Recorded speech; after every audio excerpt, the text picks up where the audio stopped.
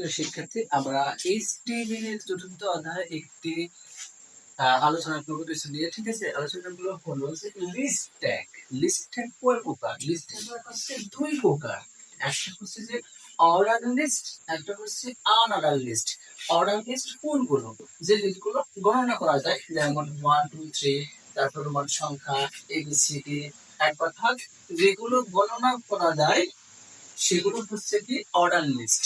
আর order লিস্টের জন্য ব্যবহৃত ট্যাগ হচ্ছে ওএল, যা ওপেন আছে এবং ক্লোজ আছে, এবং এর ভিতরে এই ওএল ট্যাগের ভিতরে ব্যবহার করা হয় এলআই ট্যাগ।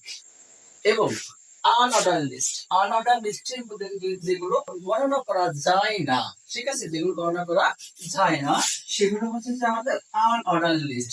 যেমন স্টার, ত্রিভুজ, ট্রায়াঙ্গেল, তারপরে বৃত্ত, সার্কেল। যেমন বৃত্ত যদি ভর থাকে তাহলে ডিস্ক, এবং যদি এরকম যদি চারপাশে যদি থাকে, যদি বৃত্ত ভরতে থাকে এবং যদি ভর নাও থাকে তা স্কোয়ার।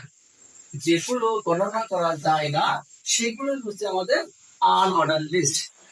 আনঅর্ডার লিস্টের জন্য ব্যবহৃত ট্যাগ হচ্ছে ইউএল, যার ওপেন আছে এবং ক্লোজ আছে। এই ইউএল ট্যাগের ভিতরে ব্যবহার করা হয় এলআই ট্যাগ, যার ওপেন আছে এবং ক্লোজ আছে।